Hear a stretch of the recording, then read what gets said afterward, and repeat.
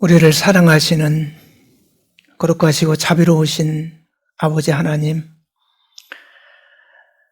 아무 소망 없이 죄를 물먹듯 지고 살아가던 저희들, 죽어 심판받고 지옥에 갈 수밖에 없었던 불쌍한 저희 인생들을 위하여 예수님께서 십자가에 보혈의 피를 흘려주심으로 우리의 모든 죄를 영원히 대속해 주시고 천국에 들어갈 수 있도록 구원하여 주셔서 참으로 감사를 드립니다.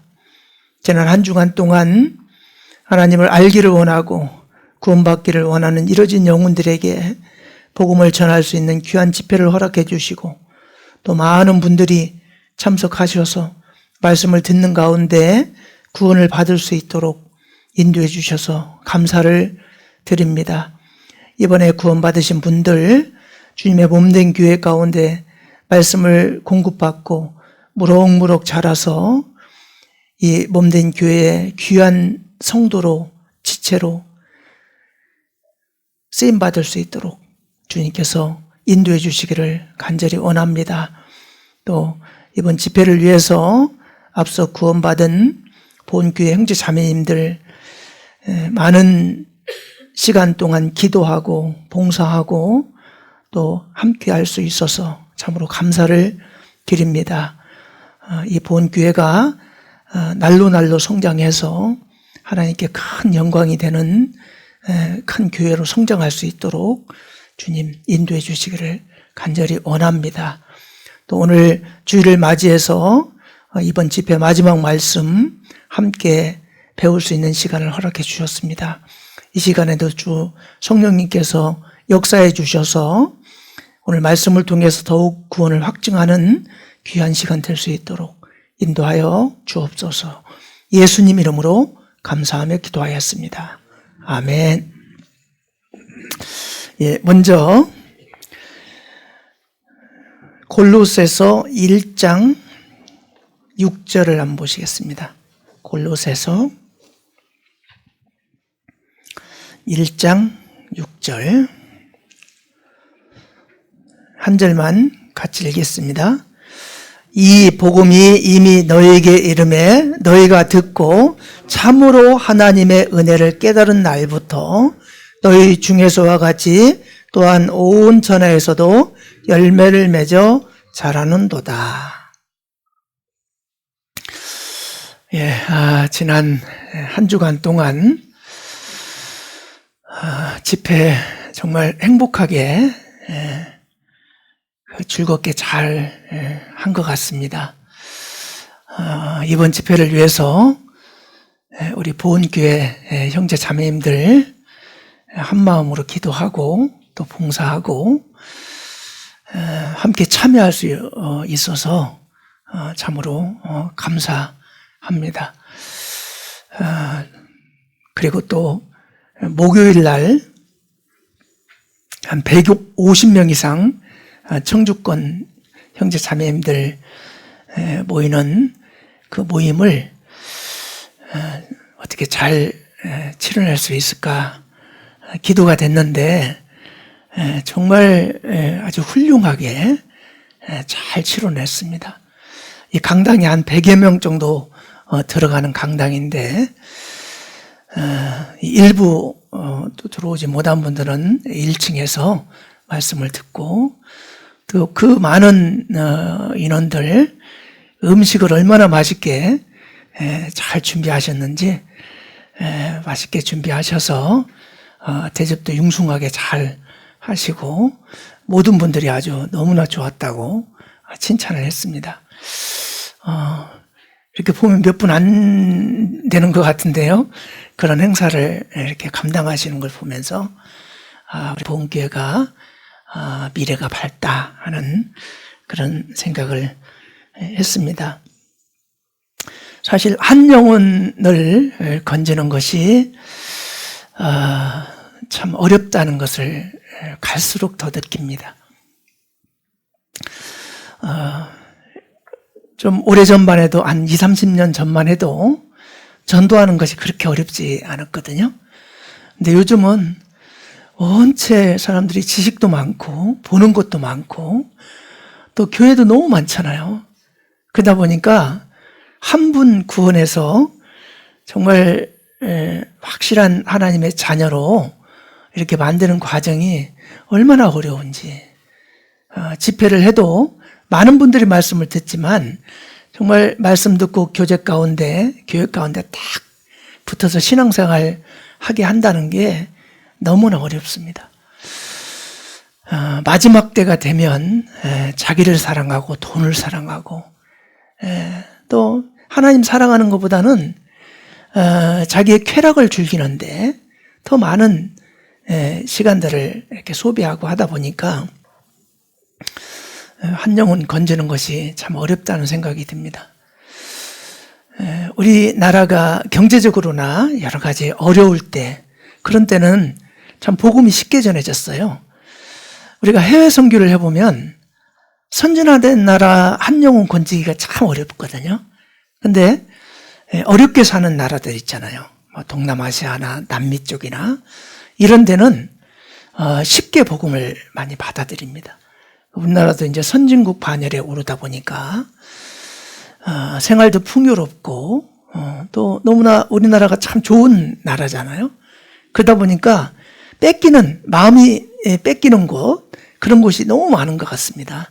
그래서 인생을 즐겨야지 교회에 매이고 싶지 않다 이래가지고 복음을 이렇게 배척하고 안 받아들이는 경우가 많은데, 이번 주간 동안 많은 분들이 아직까지 이 보은 지역은 순수함이 살아있는 것 같습니다. 많은 분들이 말씀을 끝까지 잘 들어주셔서 너무나 감사했습니다. 방금 전에 읽은 말씀을 보면 1장 6절에 이 복음이 이미 너에게 이름에 너희가 듣고 참으로 하나님의 은혜를 깨달은 날부터, 이 복음이 이미 너에게 이름에, 이제 복음을 사도 바울이 이 골로새 성도들에게 전해주었습니다. 이 골로새서 이 말씀은 주제가 예수님은 누구인가, 이게 주제입니다. 여러분, 예수님이 누군가 잘 모르겠다 할 때요, 골로새서 말씀을 한번 수십 번 반복해서 읽어보세요. 예수님이 어떤 분인지를 잘 설명하고 있습니다.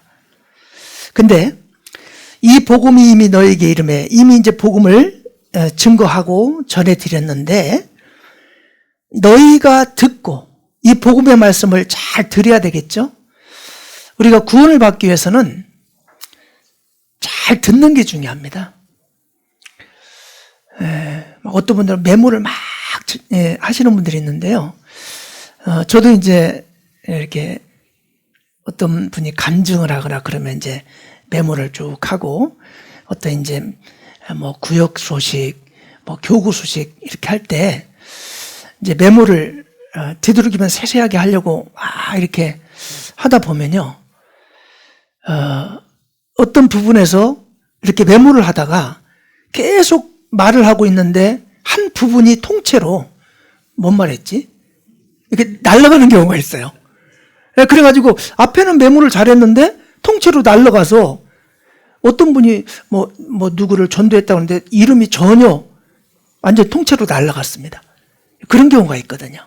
그래서 제가 이제 요즘은 어떻게 하냐면 그걸 통째로 다 이렇게 메모를 안 하고요, 큰 블록별로 이렇게 듣고 나서 이건 내가 메모해서 기억을 해야 되겠다, 그런 것만 이렇게 짧게만 메모하지 다 세세하게 안 해요. 그러다 보면 중간중간이 그냥 통째로 날라가가지고 다 들었는데 이게 연결이 잘 안 되고 그런 경우가 있습니다.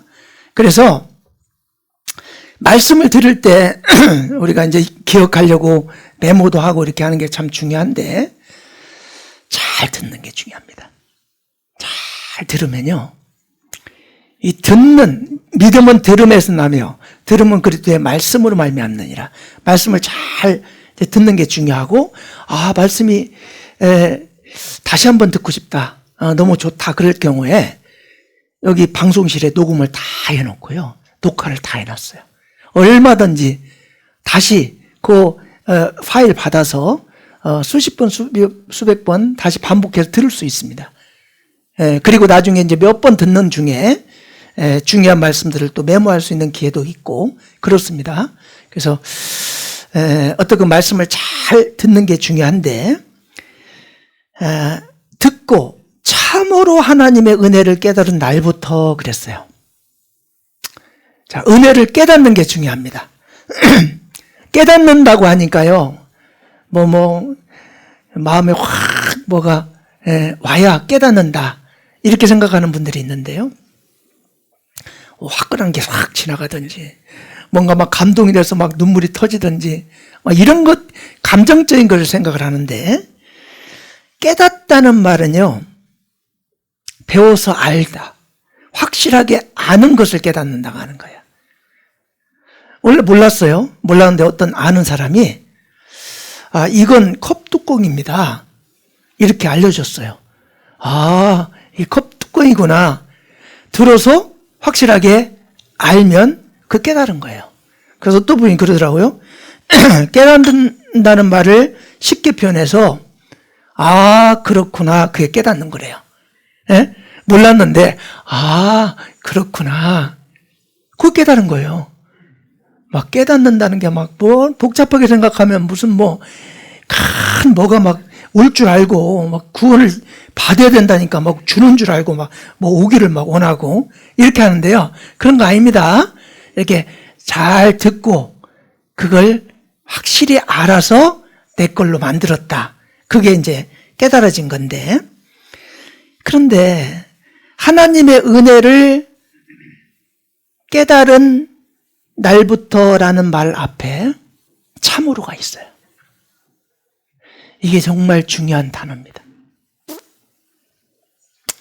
우리가 세상을 살다 보면 사기를 당할 수도 있고 뭔가 다른 사람들에게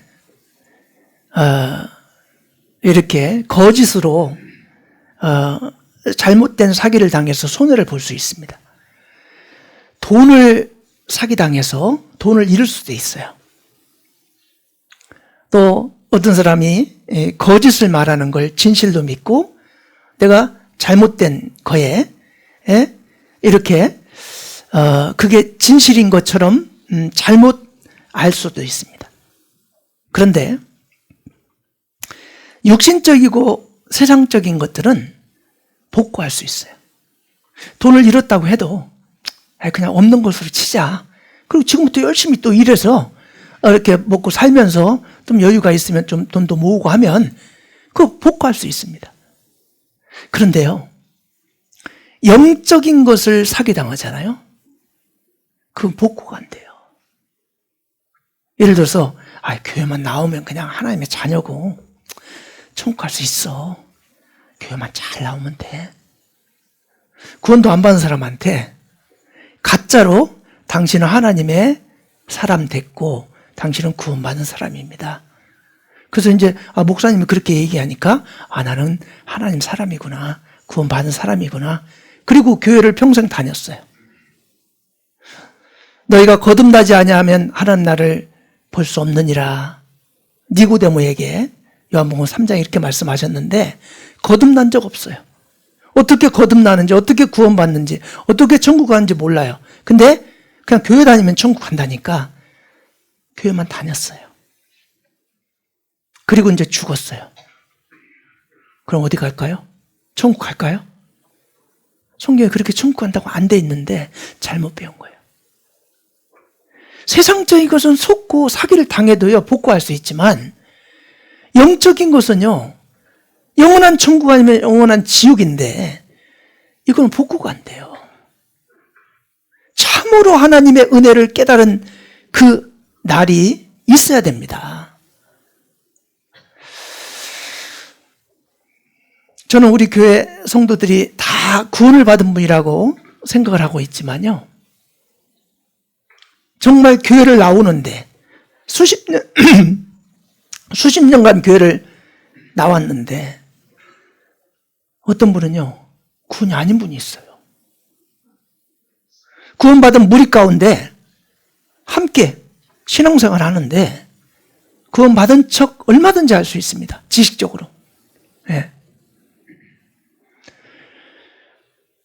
알곡 가운데 가라지가 끼어 있잖아요. 항상 논에 보면요. 알곡을 심었거든요. 근데 가라지가 언제 와가지고 거기 끼어 있어요. 나중에 추수할 때 보면 가라지와 알곡은 표시가 납니다. 예. 정말 나는 참으로 하나님의 은혜를 깨달은 날이 있는지, 정말 나는 확실히 거듭난 적이 있는지, 구원받은 하나님의 성도인지, 이것을 말씀 들을 때마다 계속 확인하고 또 하고 또 하고. 어떤 분들 그래요. 뭐 이제 구원받고 이제 몇 년을 다녔는데 암만 생각해도 좀 시원찮아. 정말 저분이 구원받았을까? 의심이 자꾸 가. 그러면요, 대부분 그럽니다. 이번 집회 말씀 잘 들어보세요. 말씀 한번 잘 들어보세요. 제가 그렇게 이야기하거든요. 그럼 기분 나빠. 지가 뭔데 자꾸 나한테 자꾸 잘 들어보라 그래. 내가 구원 안 받았다고 의심하나? 그래요. 기분 나빠해요. 이게 기분 나빠할 일입니까? 예. 네. 저는요, 87년도 3월 26일 날 구원 받았어요. 지금까지 수십 번, 수백 번 제가 집회도 하고 말씀도 집회 말씀을 듣지만 집회 들을 때마다 처음 듣는다는 마음으로 또 듣고 또 듣고 정말 내가 구원받은 것이 확실한지 또 확인하고 또 확인하고 그렇게 해요. 예. 그게 정상이에요. 왜? 너무 중요하니까. 만에 하나 내가 가짜 구원이면 어떻게 할 거예요? 예? 내가 구원받은 줄 알았는데 정말 구원이 아니어서 내가 너를 도무지 알지 못하니 불법을 행한 자라 내게서 떠나가리라. 만약에 그런다면 그 얼마나 황당한 일이에요. 만에 하나 내가 구원받았다고 하는 것이 가짜였다면 그 큰일 나는 거 아니겠어요? 항상 집회 때마다 잘 들어야 되는 거예요. 이번에 한번 잘 들어보세요. 그러면 나를 생각해서 한 번 더 잘 듣고 구원을 확증하라고 하시는구나. 이렇게 생각해야 돼요. 얼마나 중요한데. 예. 만에 하나 가짜였다면 이건요 큰일 나는 겁니다. 참으로 하나님의 은혜를 깨달은 날부터. 어떤 분은 그래요. 뭐 그날을 어떻게 하냐고. 저는요 구원받기 전에요 항상 목사님이 그랬어요. 구원받은 것은 사람은 알 수 없다. 하나님만 안다. 그래서 구원을 받았다 안 받았다 이렇게 말하는 건 교만한 거다. 그렇게 배웠어요. 그래서 나 구원받았습니다. 세상에 그런 교만한 말을 어떻게 하냐고. 사람이 어떻게 구원받은 거 어떻게 하냐고 그랬거든요. 근데 확실하게 구원받은 그 날이 그날부터 여기 그렇게 하잖아요. 은혜를 깨달은 그 날부터 너희 중에서 같이 또한 온 천하에서도 열매를 맺어 자라는도다. 진정한 열매는 구원받은 날부터 신앙생활이 시작입니다. 자, 구원을 안 받은 상태에서 교회를 나오는 건요 신앙생활 시작도 안 한 거예요. 예. 자, 구원받으면 다 끝나는 게 아닙니다. 구원받은 것은 이제 신앙생활의 스타트 라인에 딱 쓴 거예요. 구원받기 전에는 하나님과 무관한 거예요. 자기 열심으로 자기 생각으로 그냥 교회를 다녔을 뿐이에요. 근데 구원을 확실히 받잖아요. 이제 하나님의 자녀가 된 거예요. 그때부터 신앙생활이 시작이 되고 확실하게 거듭남을 경험한 사람은요 열매가 맺혀요. 생명이 있으니까 열매 맺는 삶이 돼요. 그래서 어떻게 해서건 구원받지 않은 가족 전도하려고 하잖아요. 왜 그래요? 정말 내가 사랑하는 분이니까. 사랑하는 가족이 만약에 죽어서 지옥 가면 어떻게 할 거예요? 예? 나는 천국 갔는데, 나는 천국 갈 확신이 있었는데 내가 사랑하는 자녀, 내가 사랑하는 부모, 내가 사랑하는 친구, 내가 사랑하는 지인들이 지옥에 가는 것을 볼 수가 없는 거예요. 그러니까요 막 눈물로 기도하고 시간 나는 대로 전도하려고 애쓰는 이유가 뭐예요? 제가요 구원받기 전에도 교회를 다녔지만 부모님을 전도하고 형제들을 전도할 마음이요 그렇게 강하지 않았어요. 예.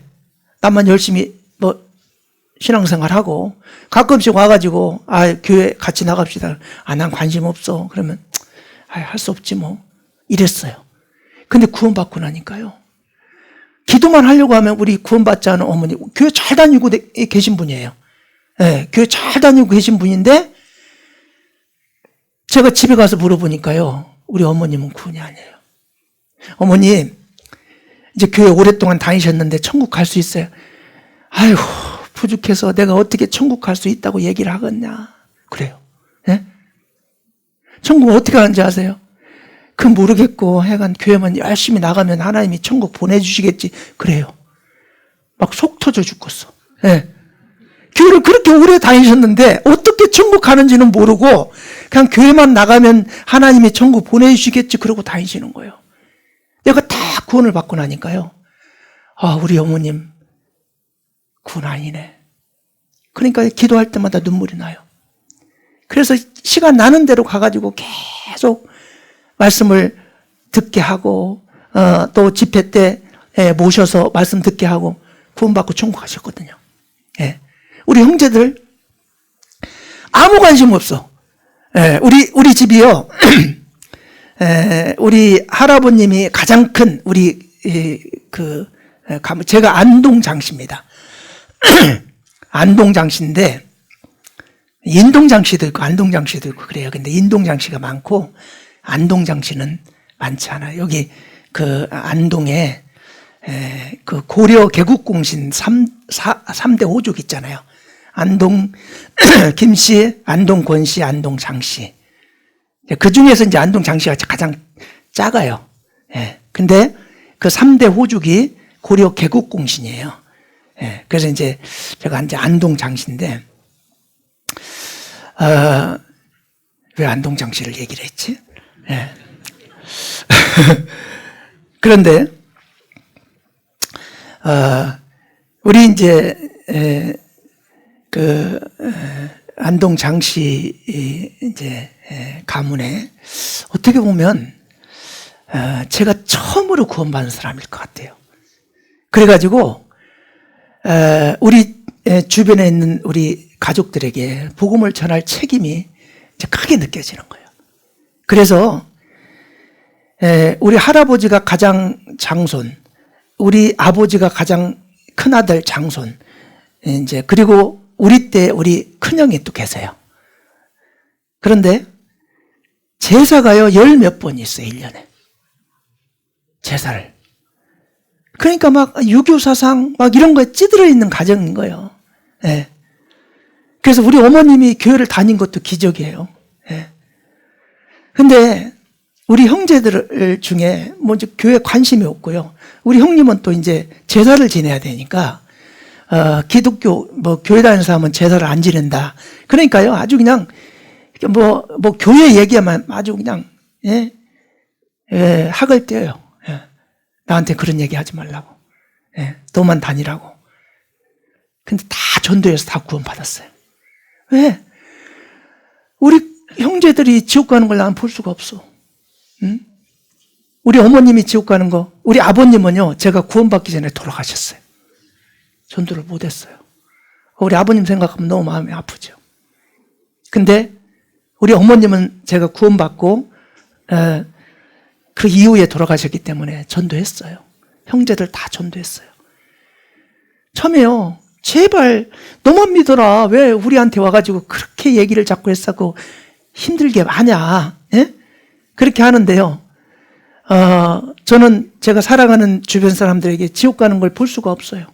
그래서 전도를 할 수밖에 없어요. 예. 우리가 확실하게 구원을 받고 나면요. 가장 먼저 변하는 게 사랑하는 가족들, 아는 지인들 전도해야 되겠다. 그 전에 구원받기 전에는요. 그렇게 강요하지 않았어요. 예? 종교는 자유인데 뭐 자꾸 우리 교회만 옳다고 그게 주장하고 그렇게 하냐. 그런데 구원을 받고 나니까요. 이 말씀만 들으면 구원을 받잖아요. 이거 정말 사랑하는 분들에게 전해주고 싶은 거예요. 예. 이거 듣지 못하고 구원 못 받으면 지옥 가는 것이 틀림없으니까. 우리가 구원 받으면요. 새로운 가족 관계가 생겨요. 구원받기 전에요. 구원받기 전에는 율법에 따라서 죄를 지으면 죄사성 사망. 하나님은요, 심판자였어요. 내가 죄를 지으면은 나를 심판할 심판자였어요. 신부는 죄인이에요. 죄의 기질을 갖고 있는 죄인이었어요. 죄사성 사망, 죄를 지면 심판받고 지옥 갈 그런 운명이었어요. 죄인의 상태에서 아무리 자백해도요, 이 효력이 없습니다. 단지 구원받기 전에는 하나님, 나는 죄인입니다. 나를 좀 구원해 주세요. 그 기도를 하나님이 들어주셔요. 근데 다른 건요, 하나님의 자녀도 아닌데 와가지고 자꾸 하나님 이거 해주세요, 저거 해주세요. 그러면요, 옆집 아저씨한테 가가지고, 아저씨, 나 차 좀 하나 사주세요. 그러면 사줘요, 안 사줘요? 왜 나한테 와서 그래? 네 아버지한테 가서 얘기해. 그러지 않겠어요? 아니, 자식도 아닌 사람이 와가지고 이거 해주세요, 저거 해주세요. 그러면 들어줘요, 안 들어줘요? 안 들어줘요. 먼저 자식이 돼야 되잖아요. 하나님의 자녀도 아닌 사람이 하나님 이거 해주세요, 저거 해주세요 기도하면 하나님이 들어주실 거라고 생각하고 기도해요. 안 들어줍니다. 먼저 그렇게 기도하기 전에 하나님을 아버지라고 부를 수 있는 자격을 얻어야 돼요. 하나님의 자녀가 되는 게 우선이잖아요. 하나님의 자녀가 되잖아요. 하나님의 자녀, 의인의 강구는 역사하는 힘이 많으니라. 기도해 보셔요. 정말 놀랍습니다. 하나님이요, 기도하는 거 다 응답해 주시거든요. 하나님의 자녀이기 전에는 아무리 기도해도 응답이 없었어요. 근데 하나님의 자녀의 기도는 하나님 들어주시거든요. 자, 구원받기 전에 이런 상태였는데요, 구원을 받으면 율법에 따라 사는 게 아니에요. 은혜로 사는 거예요. 예수님의 십자가의 은혜로 우리가 구원받고 하나님의 은혜로 우리가 신앙생활을 합니다. 영원한 속죄가 이루어졌기 때문에 내 과거, 현재, 미래죄를 예수님이 다 십자가상에서 피 흘려 돌아가실 때 갚아주신 사실, 그것이 믿어진 사람은 이제 하나님은 심판자가 아니에요. 아버지예요. 하나님은 이제 아버지가 된 겁니다. 로마서 8장 14절 한번 보셔요. 로마서 8장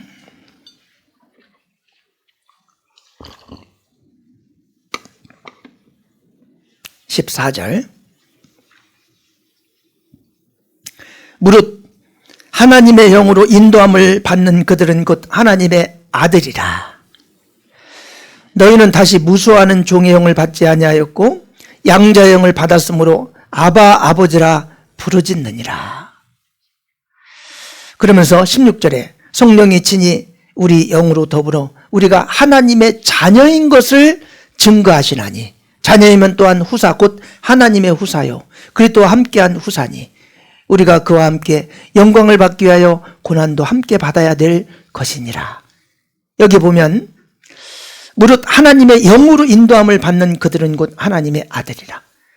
이제 성령의 능력으로 우리가 예수님이 십자가에 피 흘려 돌아가실 때 내 과거, 현재, 미래죄를 다 갚아주셨다, 십자가 피로 갚아주셨다는 게 믿어지는 그런 분은 이제 하나님의 자녀가 됐습니다. 자동으로 자녀가 된 겁니다. 그러면 아바 아버지라고 하나님을 부를 수 있어요. 이제 양자가 된 거예요. 원래 태어나진 않았는데 이제 양자 된 거예요. 양자로 입적을 하면요, 자식이에요. 그렇잖아요? 내 배로 낳지 않아도요, 양자로 입적하잖아요. 그러면 이제 자녀가 된 거예요. 예. 그래서 하나님을 아바 아버지라고 부를 수 있는 자격을 얻게 되는 것입니다.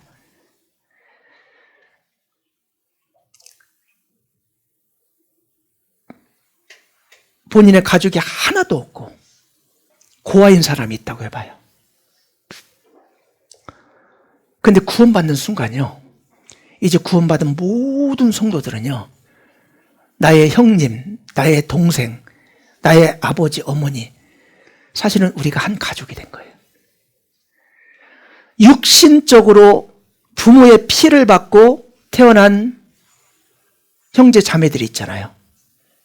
왜? 부모의 피를 받아 태어난 사람이니까 형제님, 자매님 그렇게 이야기해. 형제, 자매, 형님, 동생 그러잖아요. 이제는 예수님의 보혈의 피로 구원받은 모든 분들은 이제 한 피 받아 한 몸 이룬 형제, 자매예요. 정말 육신의 형제, 자매보다요, 예수님의 피로 구원받은 형제, 자매가 어떻게 보면 더 친밀할 수 있어요. 예. 피는 물보다 진하다 그런 말이 있잖아요.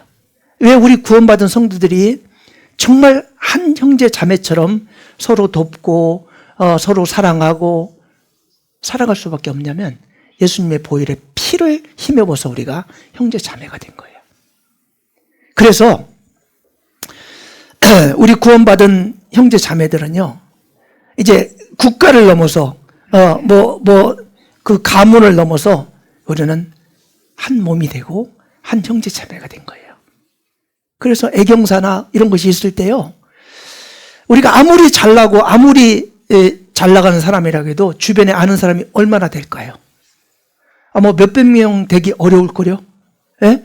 성공한 사람들도요, 이제 회사를 떠나고 이러고 나면요, 주변 사람들 다 떠나고 없어요. 예. 무슨 애경사 있을 때요, 초대할 사람이 없어요. 근데 우리 구원받은 성도들은요, 구원받는 순간 여기 보은교회 모든 형제 자매들이 나의 가족이 된 거예요. 그것만입니까? 예. 우리 청주교회, 또 청주 남북교회, 증평교회, 음성교회, 더 나가서 한국에 있는 모든 교회, 더 나가서 세계에 있는 모든 구원받은 성도들이 한 가족이에요. 정말입니다. 저는요, 나이가 들면 들수록 내가 나이를 들고 어떻게 이렇게 많은 사람들을 과 함께 교제하면 서로 통하고 그렇게 살 수 있었을까? 제가 만약에 구원을 안 받고 지금 살고 있다면 사는 사람이 아주 편협적이고 몇 명 안 될 거예요. 가족들, 친구들, 아는 친구 몇 명, 청년들이 이렇게 나이 먹은 사람하고 말이나 섞으려고 하겠어요? 예? 근데요, 교회 안에서는요, 청년들이요, 자녀처럼 아주 친근하게 와가지고, 예? 같이 이렇게 말 섞어주기도 하고, 예? 같이 교제하면 또 말이 통하고, 이건요, 교회가 아니면 불가능한 일이에요. 예? 제가 1월 달에 필리핀 선교를 다녀왔는데요. 대학생 청년들 하고 해서 23명, 주로 대학생 위주로 이제 선교를 다녀왔어요. 제가 그 청년들하고 같이 다니면서 내가 구원 안 받았으면 저 청년들이 나하고 같이 다녀줄까 그 생각하면요, 너무 행복한 거예요. 예? 그 청년들하고 같이 다니니까 너무 즐겁고 좋고, 예? 그 생동감이 느껴지고 그러는데, 만약에 내가 구원을 안 받았다면 저런 대학생들하고 같이 팀이 돼서 같이 외국에 나갈 수 있는 기회가 있었을까? 예? 참 교회 안에 있는 것이 얼마나 행복하고, 우리가 한 피 받아 한 몸 이룬 형제 자매이기 때문에 신앙적으로 교제하면요, 나이를 불문하고 다 통하는 거예요. 젊은 사람들하고 얘기하면요, 잘 안 통하거든요. 세상적인 이야기 해보세요. 세대 차이 난다 그러고 아재 개그 한다 그러고 다 같이 안 하려고 해요. 근데 신앙적으로 교제를 하면요, 너무 잘 통하는 거예요. 한 피 받아 한 몸 이룬 형제 자매라는 게 느껴져요. 이번에 그 선교 가가지고 주로 청년들 가정 위주로 신방을 했는데요, 감정이 얼마나 똑부러지는데 우리하고 똑같은 거예요. 언어도 다르고 국적도 다른데도 우리가 간증하는 거 똑같고 말하는 거 똑같고 추구하는 소망이 똑같고, 이게 구원받으면 정말 하나구나. 그걸 느꼈거든요. 네. 여기 영상 한번 보세요.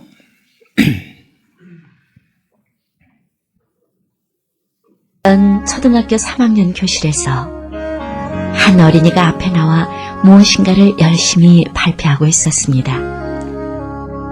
칠판에는 뿌리라는 글씨가 크게 적혀 있었습니다. 우리는 충청북도 청주가 고향이래요. 또 저는 전주이시 47대 손이고요. 그리고 우리 증조 할아버지는 조선시대 때 예조 판서를 지내셨던 분이셨대요. 저희 할아버지는 지금도 청주에서 교장 선생님을 하고 계십니다. 그리고 우리 아버지는 큰 무역회사 과장님이세요. 나는 훌륭한 우리 집안이 자랑스럽습니다. 지난밤 아버지에게 들은 집안에 대해 자랑스럽게 발표를 끝낸 그 어린이는 어깨를 으쓱이며 자리에 가서 앉았습니다. 그리고 계속해서 다른 어린이들이 차례대로 한 명씩 나와 자기 조상들과 가족들에 대해 준비해온 내용을 열심히 발표하고 있었습니다. 그런데 한 어린이가 발표를 막 끝내고 이어서 나오는 어린이를 본 순간 선생님은 당황하지 않을 수 없었습니다. 지금 조용히 걸어 나오는 그 어린이는 고아원에 사는 부모가 없는 아이였기 때문이었습니다. 선생님은 그 아이 마음에 커다란 상처를 주고 말았다는 자책감에 어찌할 바를 몰랐습니다.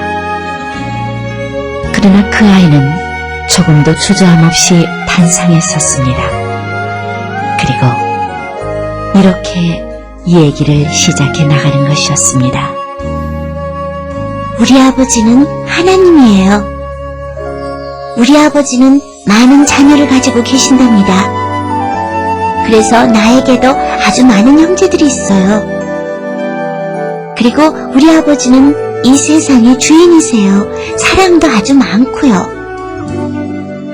그 아이를 보는 선생님의 두 눈에는 어느새 감격의 눈물이 흘러내리고 있었습니다.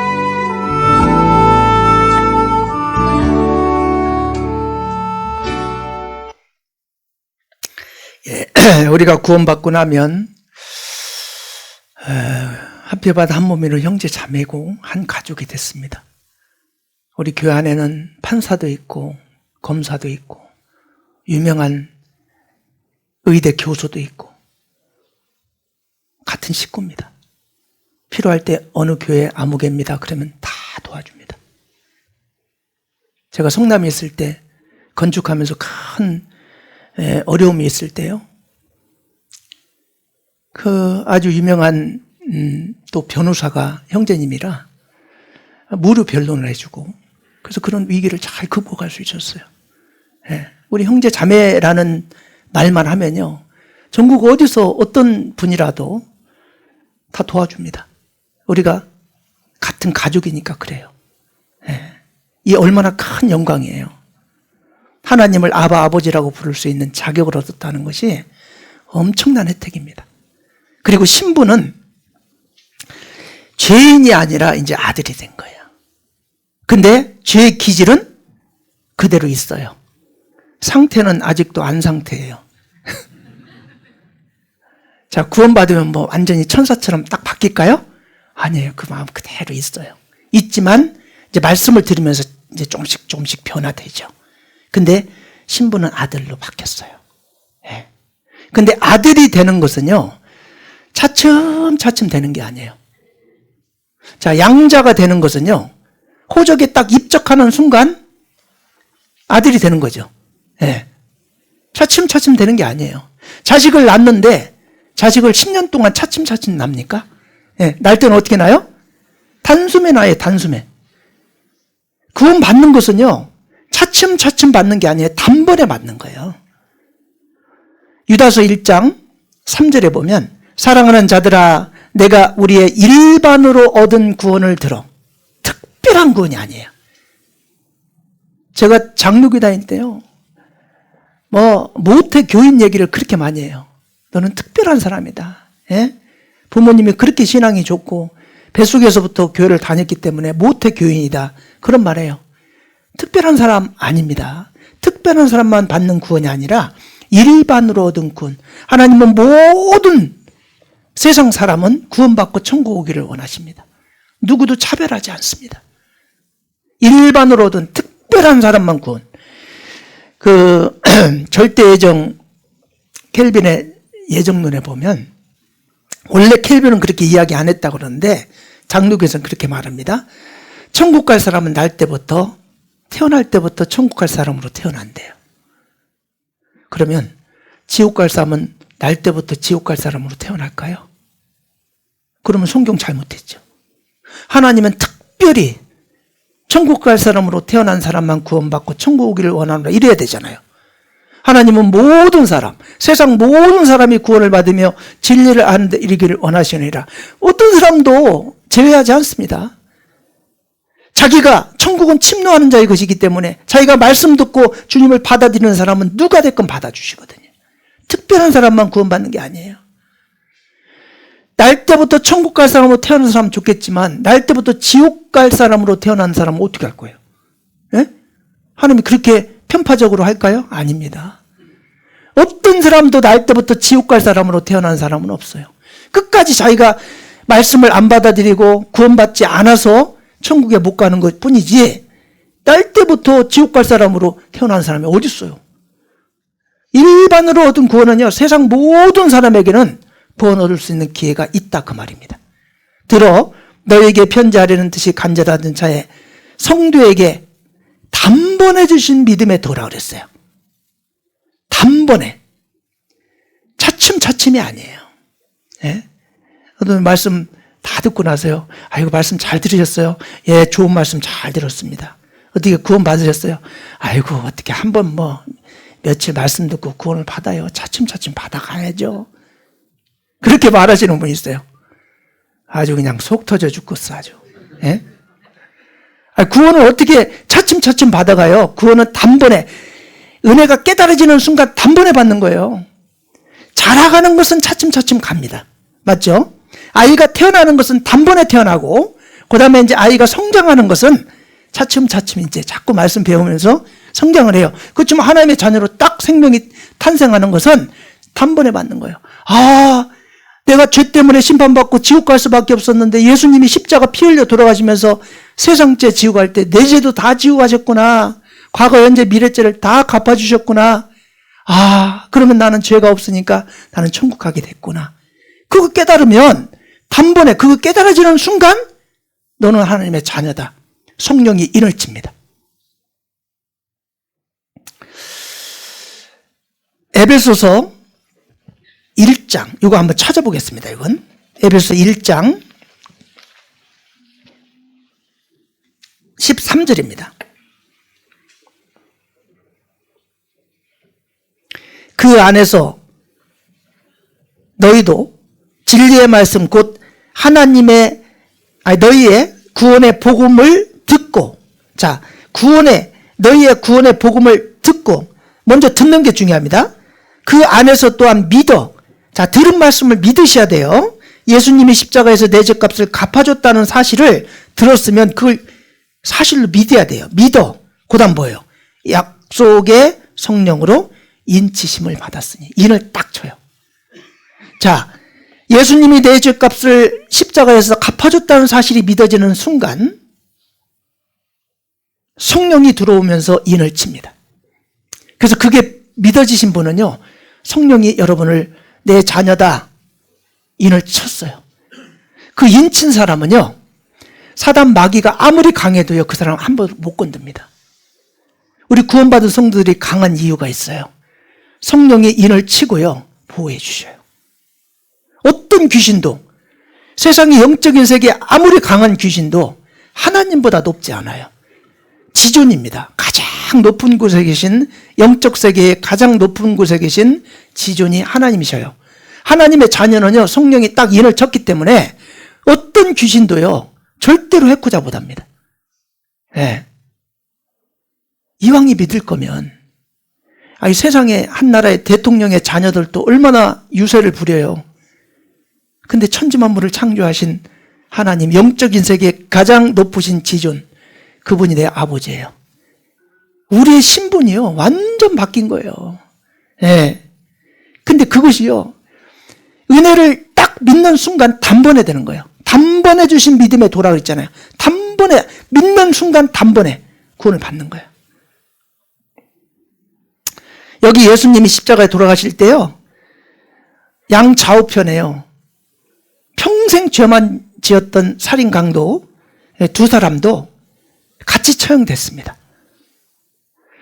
처음에는 같이 비방을 하다가 오른편 강도는 예수님이 옳은 사람이라는 걸 알았어요. 예수님은 죄 지은 적이 없는 분인데 세상 사람들의 죄값을 위해서 대신 죽어주신다는 것을 알았어요. 이 왼편 강도가 야 네가 하나님이라면서 하나님이면 너도 십자가에서 내려오고 우리도 좀 건져줘라 막 그러면서 이제 비방을 했어요. 그러니까 오른편 강도가 우리는 평생 죄만 짓고 살다가 우리 죄로 말미암아 이 십자가 처형을 당하지만 예수님은 옳은 사람이라고, 죄 지은 적이 없는 사람이라고 그러면서 예수님께 부탁을 합니다. 여기 보면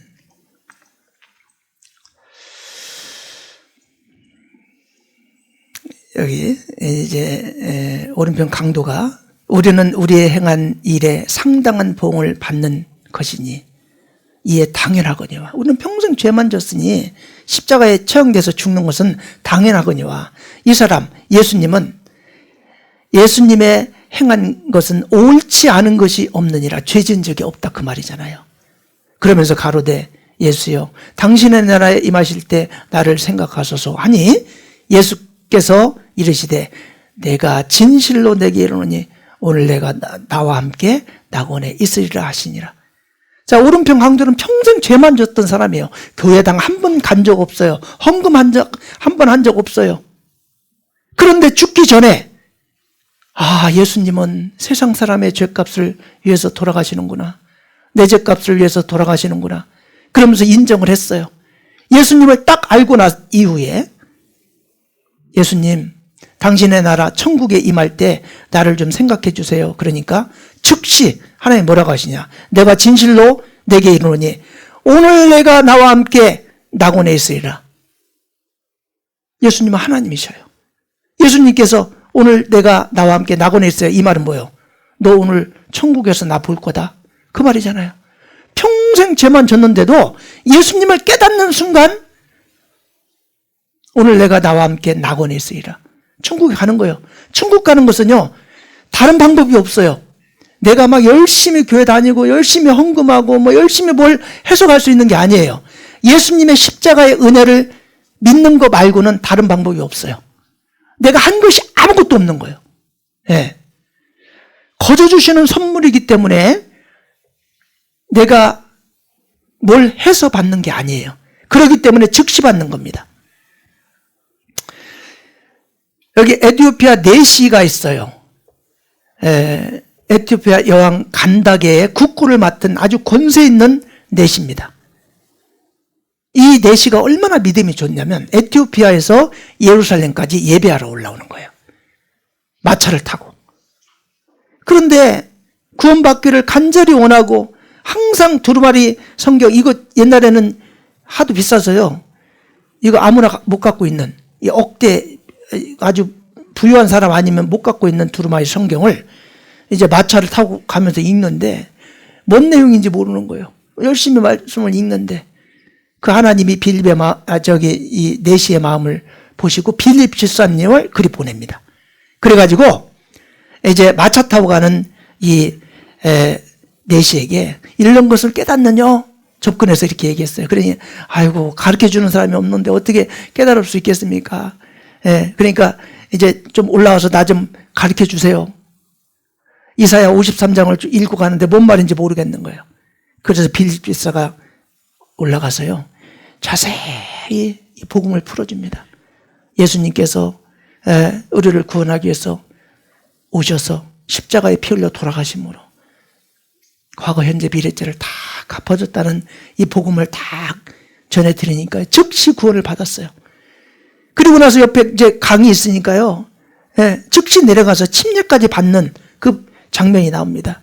빌립이 이 입을 열어 이 글에서 시작하여 예수를 가르쳐 복음을 전하니 보라 물이 있으니 내가 세례를 받음에 무슨 꺼림이 있느냐. 그래서 물에 내려가서 침례받는 모습이 나옵니다. 즉시 받는 거예요. 이 복음을 깨닫는 순간 구원받고 침례까지 받잖아요. 구원은 단번에 받는 것이 차츰차츰 받는 게 아닙니다. 그리고 이제 은혜를 깨달은 사람, 구원받은 사람은요, 자범죄, 고의로 짓는 죄, 이 죄는요, 징계가 있어요. 그전에는 남의 자식이니까 잘못해도 아무 관여를 안 했어요. 근데 구원받은 사람이 함부로 죄 짓잖아요. 어떤 분들 그래요. 아, 미래죄까지 다 갚아줬으니까 편리하게 됐네. 이제 맘 놓고 죄를 져도 천국 가니까 죄 져도 되겠네? 그렇지 않습니다. 예. 더욱더 죄를 보는 눈이 밝아서 마음까지 다 보시는 하나님 앞에 생각으로 짓는 죄도 다 죄라는 걸 알았기 때문에요. 더 죄를 안 지려고 하지. 아, 미래죄까지 갚아줬으니까 이제 맘 놓고 죄 짓고 살아야 되겠다. 그건요, 하나님의 자녀가 아니고 왼수예요, 왼수. 예? 아니, 자기 죄를 위해서 십자가에서 그 고난 받으시고 돌아가셨는데 거기에 더 십자가의 짐을 가중시켜요? 절대 그렇지 않아요. 자범죄를 짓잖아요. 고의로 죄를 짓잖아요. 하나님이 징계하셔요. 히브리서 12장 8절부터 보시면요, 여기 8절 9절에 보면 징계는 다 받는 것이거늘 너에게 없으면 사생자의 참 아들이 아니니라. 진짜 아들이라면 잘못하면 징계가 있어요. 진짜 사랑하는 아들이라면 막 못된 짓 하고 다니면 데려다가 뭐 종아리 올려 호차리 때리고 옳은 길로 인도하잖아요. 사랑하는 자식이 못된 짓 하고 다니고 잘못된 길로 가는데 그걸 지도하지 않는 것은 자식을 사랑하는 부모가 아니에요. 또 우리 육체의 아버지가 우리를 징계하여도 공경하였거든 하물며 모든 영의 아버지께 더욱 복종하여 살려야 하지 않겠느냐. 예, 그렇습니다. 부모라면 징계가 있습니다. 그리고 이제 원죄, 부지중에 짓는 원죄가 있어요. 이거는 자백하면 됩니다. 예. 요한일서 1장 9절을 보시면요. 1장 9절. 예.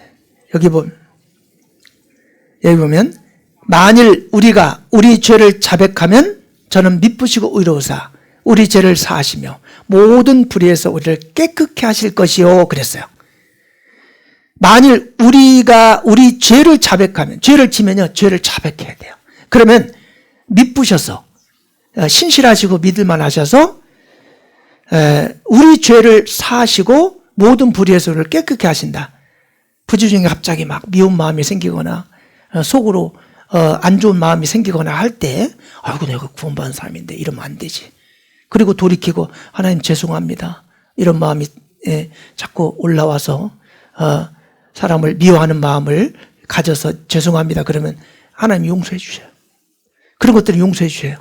그런데 의도적으로 죄라는 걸 알고 짓는 죄는 징계하신다는 거, 이거 아셔야 됩니다. 이게 이제 구원받은 사람이 구원받기 전과 달라진 거예요. 구원받기 전에는 맘 놓고 죄를 지어도요, 하나님 징계 안 하셔요. 하나님과 세상 사람들 사이에 허물과 죄가 있었는데 이걸 예수님의 보혈의 피로 싹 도말했어요. 도말했다는 건 지워서 없애버렸다고 어제 말씀드렸잖아요. 이 사실, 하나님이 나와 하나님 사이의 이 죄를 예수님의 보혈의 피로 갚아준 사실을 안다, 이게 믿는 거예요. 이거 모른다, 안 믿는 거예요. 교회를 오래 다녀도 예수님이 십자가 피로 내 죄값을 영원히 갚아줬다는 사실을 모르면 믿는 게 아니에요. 자, 시험 보는 날이 있고 합격 통지서 받은 날이 있어요.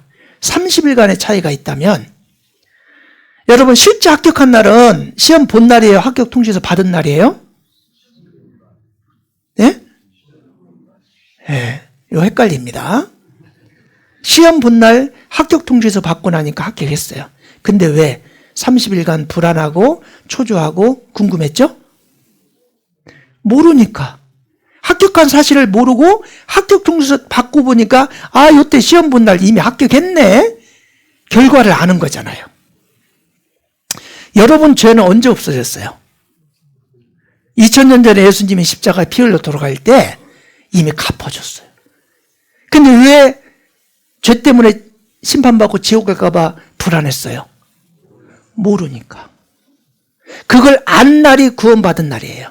근데 사실은요, 내 죄가 없어진 것은 아는 날 없어진 게 아니에요. 이미 2000년 전에 예수님이 십자가 피 흘려 돌아가실 때 다 갚아줬구나. 근데 괜히 그거 몰라가지고 지옥 갈까봐 두렵고 불안했구나. 예. 요한복음 17장 3절에 보면요, 영생은 곧 유일하신 참 하나님과 그의 보내신 자 예수 그리스도를 아는 것입니다. 예수님이 십자가 피 흘려서 내 죄값을 갚아주신 것을 알면 영원한 생명을 얻어요. 이게 구원이라고 말하는 겁니다. 예. 한 번 구원은요, 영원한 거예요. 어떤 사람을 이제 자식으로 양자를 삼았어요. 호적에 올렸어요. 근데 이제 몇 달 지났는데요, 애가 좀 못된 짓을 해요. 예. 그렇다고 해도 양자를 한번 드렸으면, 잘못하면 너 내 자식 아니야, 잘하면 너 내 자식이야, 또 잘못하면 내 자식 아니야, 그럽니까? 아니에요. 한 번 자식은요, 영원한 거예요. 부모는 자식을 버려도요, 하나님은 절대로 자식 안 버립니다. 내가 진실로 너에게 이르노니 내 말을 듣고 또 나 보내신 이를 믿는 자는 영생을 얻을 것이고가 아니에요. 믿는 자는 영생을 얻었고예요. 과거 완료입니다.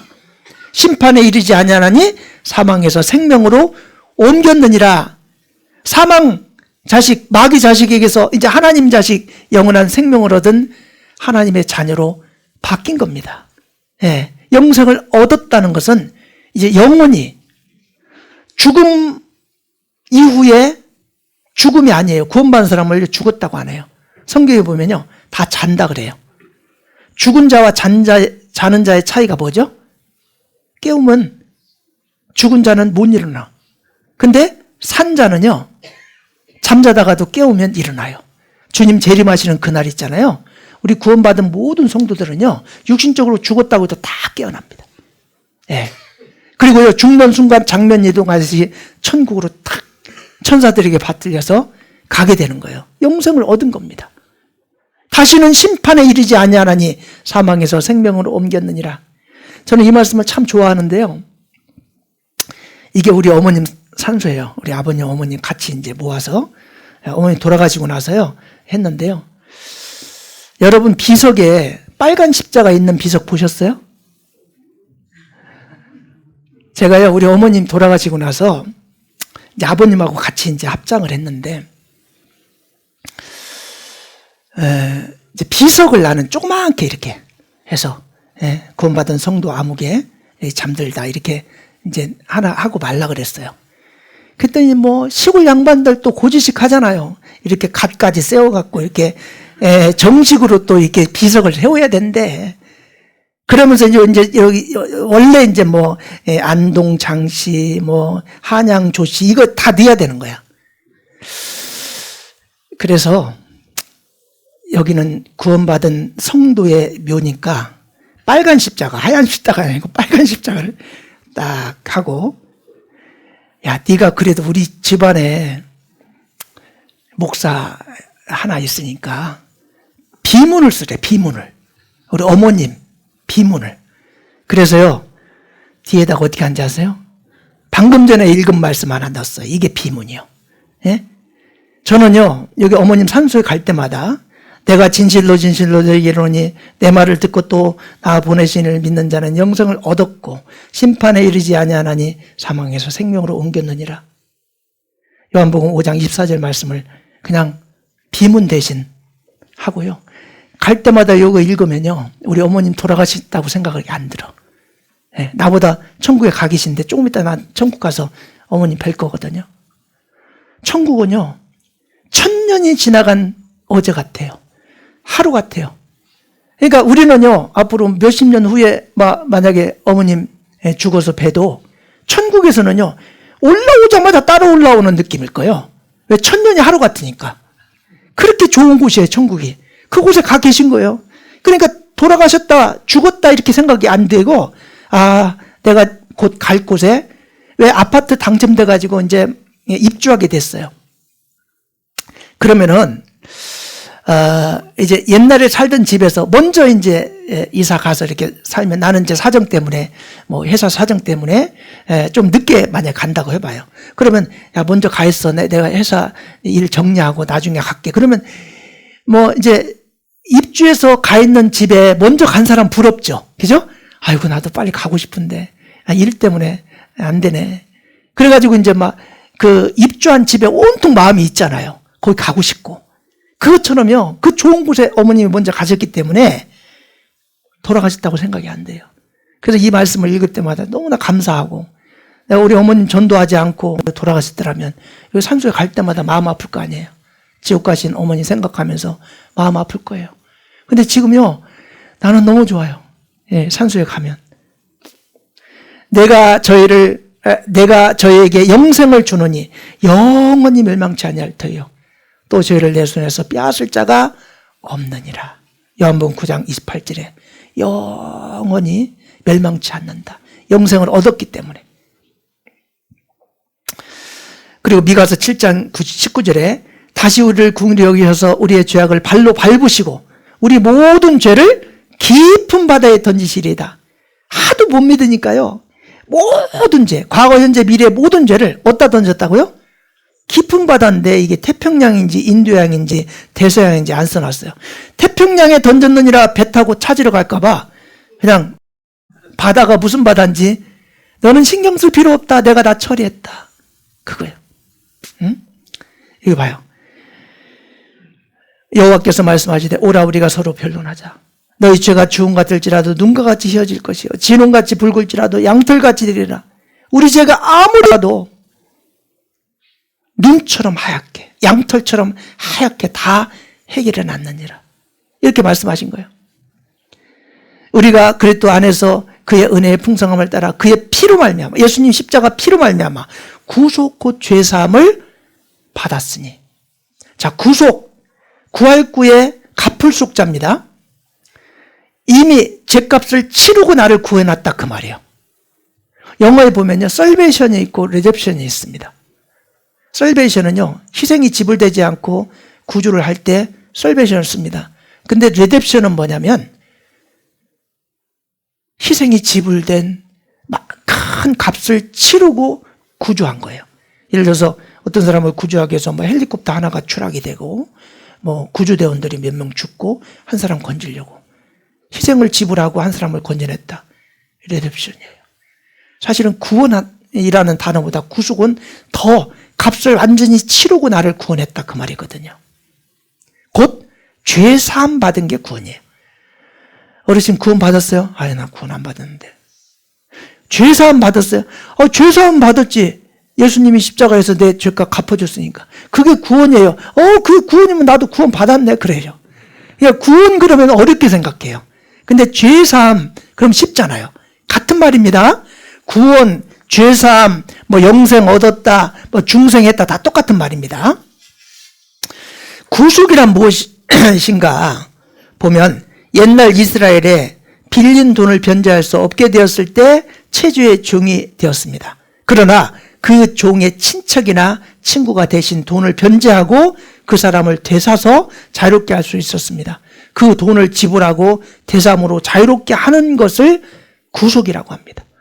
자, 우리의 죄값은요, 예수님의 십자가의 보혈의 피로 죄값을 치른 거예요. 그리고 우리를 건지신 거예요. 그러면 구원받은 사람은요, 더 이상 이제 나는요, 내 것이 아니라 주님 거예요. 주님이 값으로 사셨잖아요. 그래서 주님을 위해서 봉사하고 희생하고 살아가는 이유가 거기에 있는 겁니다. 구원받은 사람은 더 이상 내 인생이 아니라 주님을 위한 인생을 사는 겁니다. 누가복음 1장 17절에 주의 백성에게 그 죄사함으로 말미암는 구원을 알게 하리니 그랬어요. 죄사함으로 말미암는 구원, 죄사함 받은 게 구원입니다. 그 아들 안에서 우리가 구속 곧 죄사함을 얻었도다. 구속 곧 죄사함. 자, 그렇다면 앞으로 지을 미래 죄까지 사해 주셨으니까 앞으로 죄를 지어도 되는가? 어때요? 안 돼요. 안 돼요. 그러면 죄를 지어도 천국 갈 수 있는가? 이건 어때요? 네. 요거 대답하기 좀 어렵죠. 예? 자, 죄를 지면 안 돼요. 근데 죄를 안 짓고 산다는 게 쉽지 않죠. 뭐 미운 마음도 생기고. 그럼 죄를 앞으로 지으면 천국 갈 수 있는가? 어때요? 천국 갈 수 있겠어요? 아, 앞으로 죄를 지어도 천국 가요? 네? 이게 이제 중요해요. 네. 자, 구원이라는 게 죄사함이라고 말씀드렸어요. 자, 보세요. 이 구원을 받아야 된다 그럴 때 구원이 뭡니까? 아까 뭐라고 했어요? 죄사함. 구원을 받는다는 말은 죄사함 받았단 말이에요. 죄사함은 어떻게 받아요? 예수님이 십자가에 피 흘려서 돌아가실 때, 예? 예수님이 십자가에 피 흘려서 돌아가실 때 6시간 동안 물과 피를 다 쏟으시고 돌아가셨어요. 누구 때문에? 세상 사람들의 죄값을 갚아주기 위해서. 그 세상 사람 안에 여러분 포함돼야 안 돼요? 포함되잖아요. 예수님이 십자가에 돌아가신 이유는 내 죄를 갚아주기 위해서 돌아가셨어요. 이것만 믿으면 여러분 죄가 있어요? 없어요? 없잖아요. 이걸 구원받았다고 하는 거예요. 그러면은 갚아주신 이 죄값은 우리가 출생해서 오늘 여기 살고 있어요. 그러면 지금까지 짓는 과거의 죄, 요거 예수님이 다 갚아줬을 거 아니에요. 근데 앞으로 살아가면 또 죄를 지을 수 있어요. 그잖아요. 죄를 또 지을 수 있잖아요. 그러면은 여기 사망 죽을 때까지 요 앞으로 살아갈 요 인생 가운데 죄를 졌을 때 구원받은 사람은 요 미래에 짓는 죄값 갚아줬어요? 안 갚아줬어요? 갚아줬잖아요. 갚아줬기 때문에 어떤 죄를 지어도 이 죄값 때문에 심판받고 지옥 가야 안 가요? 안 가요. 그렇다고 해서 죄를 지어도 되냐? 그건 아니라고 그랬어요. 맞죠? 그런데 죄를 짓다고 해도, 부지 중에 죄를 짓다고 해도 이 죄 때문에 심판받고 지옥 가야 안 가요? 안 가요. 이게 구원받은 사람인 거예요. 이해 가세요? 예. 네. 구원받아야 천국 간다. 그 말은 구원 안 받았다는 얘기인데? 그잖아요. 예? 이미 구원 받았잖아요. 예수님을 통해서 죄값을 다 갚았잖아요. 미래까지 갚았잖아요. 그렇기 때문에 여기서 살아가면서 죄를 진다고 해도 이 죄값은 이미 예수님께서 다 갚아주신 거예요. 갚아주신 거예요. 이 갚아주신 은혜를 믿는 사람은 미래에 어떤 죄를 지어도 이 죄값도 다 이미 예수님이 갚아주신 거예요. 그렇다고 해서 죄를 지어도 되느냐? 그건 아니라 그 말이에요. 이해 가세요? 예. 네. 이거 중요합니다. 그래서 제가 어제 중요한 것 중에 영원한 속죄를 믿어야 된다고 했잖아요. 영원한 속죄. 예? 영원한 속죄. 이게 뭐냐면 내 인생으로는 태어나서 죽을 때까지 짓는 평생죄. 예? 평생 짓는 평생 죄를 영원히 갚아줬다. 이게 영원한 속죄인 거예요. 세상으로 말하면 세상 시작부터 끝까지 세상 사람들이 짓는 모든 죄를 영원히 갚아준 거고, 이 영원한 속죄가 안 되면요, 미래죄 이야기하면 미래 죄지면 지옥 가지, 미래 죄지면 천국 못 가지, 그러는 거예요. 영원한 속죄가 해결된 사람 뭐예요? 앞으로 지을 미래죄까지 예수님이 이때 십자가에서 다 갚아줬기 때문에 죄를 지면 안 되지만, 안 지려고 하지만 부지 중에 죄를 진다고 해도 이 죄값도 영원히 예수님이 이미 갚아주셨기 때문에 나는 그거 믿는 순간 죄를 지어도 그 죄가 죄되지 않는 거예요. 이해 가세요? 자, 그랜드 종합 교리에 보면 이런 질문이 올라와요. 이미 의롭다함을 얻은 성도들이 반복적으로 회개하는 것은 하나님의 심판의 형벌을 받지 않기 위해서입니까? 이미 의롭다함을 얻었다는 걸 구원받았잖아요. 근데 그런 성도가 반복적으로 또 회개를 해야 돼요.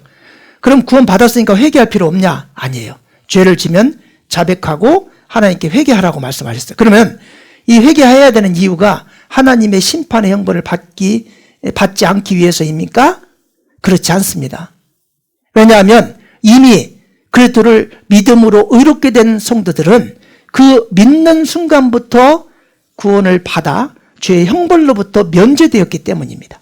즉 하나님께서 성도들을 의롭게 하신 것은 과거의 죄에서 해방시켜 주신 것만을 의미하는 것이 아니라 현재와 미래의 모든 죄까지 이미 해결해 주신 것입니다. 따라서 이미 구원받은 성도에게 있어서 죄의 회개는 죄에 대한 하나님의 형벌과는 아무런 상관이 없습니다. 이제 앞으로 죄를 짓는다고 해도 형벌하고는 아무 상관이 없어요. 그렇다면 성도가 반복적으로 회개를 해야 하는 까닭은 무엇입니까? 이미 다 해결됐는데 왜 회개를 해야 되냐? 하나님과 화평한 관계를 누리기 위해서입니다. 구원을 받은 것은 하나님의 자녀가 된 거고, 하나님의 자녀일 때 하나님의 자녀가 죄를 지면 하나님과의 관계가 멀어지잖아요. 그래서 화평한 관계를 누리기 위해서입니다. 거룩하신 하나님은 당신의 자녀로 부름받은 성도가 계속 사단의 자녀처럼 죄 가운데 머무는 것을 원하지 않습니다. 즉 하나님께서는 당신의 자녀가 비록 죄를 범하였다고 하더라도 자신의 죄를 시인하고 고쳐서 바른 삶을 살기를 원하시는 것입니다. 따라서 성도는 정죄받아 구원을 잃어버릴 것이 두려워 회개하는 것이 아니라 하나님과 멀어진 관계를 청산하고 하나님의 자녀로서 다시 화평한 관계를 유지함으로써 영적 축복을 가지기 위해서 회개해야 합니다. 이해 가세요? 예, 형벌과 상관이 없습니다. 우리가 회개를 해야 되는 이유는 하나님 자녀로서 합당치 못하게 살면 하나님과 교제가 단절되기 때문에 그렇습니다. 자, 구원받았다. 이제 응양하고 태어나서 아이고 죽을 때까지 일생이라면 이제 구원받는 그 날 예수님이 십자가 피 흘려서 대죄값을 갚아였다는 걸 깨닫기 전에는 하나님의 영과 사람의 영이 죄로 말미암아 분리가 됐어요. 그래서 하나님에게 갈 수가 없었어요. 근데 예수님이 십자가 피 흘려서 내 죄값을 갚아줬다 하는 순간 이 죄가 없어졌죠. 이걸 이제 구원받았다고 하는 건데, 구원받았다 하는 말 안에는 여러분 아침 밥 잡수셨어요? 예, 쌀로 된 밥만 잡수셨어요? 반찬도 잡수셨어요? 국도 잡수시고 반찬도 잡수시고 다 잡수셨잖아요. 밥 먹었다는 말 안에는 쌀밥만 먹었다는 말이 아니잖아요. 다 포함되어 있잖아요. 이것처럼 구원받았다는 말 안에는 구속했다, 죄사함 받았다, 거듭났다, 영생 얻었다, 중생했다. 이 무골중인데요. 거듭중자이기도 합니다. 중생, 거듭났다 그 말이에요. 이게 다 같이 구원받았다는 그런 뜻이 이 안에 담겨져 있는 겁니다. 거듭난 그날이 있어야 됩니다. 구원받은 날, 태양이 떠오르는 시각이 있는 것과 같이 영혼이 새롭게 출생하는 날이 있는 것입니다. 많은 거듭난 사람들은 그 날짜와 시간과 장소를 완전히 알고 있습니다. 거듭난 사람들 보면요, 그들은 이렇게 거듭났다. 마틴 루터는요 1513년 거듭남을 경험했다고 분명히 말합니다. 브레즈 파스칼은 1654년 11월 23일 거듭남을 경험했다. 정확하게 날짜를 알고 있죠? 요한 웨슬리 1738년 5월 24일 거듭남을 경험했다고 말합니다. 요한 암만도, 찰스 피니도, 요하네스 고스너도 거듭난 날을 분명히 말합니다. 예. 아들포 모노도, 찰스 펄전도 1850년 1월 6일 거듭남을 경험했다. 거듭난 사람은 확실하게 그 날짜를 압니다. 여기 보면 키에르 케고로인데요.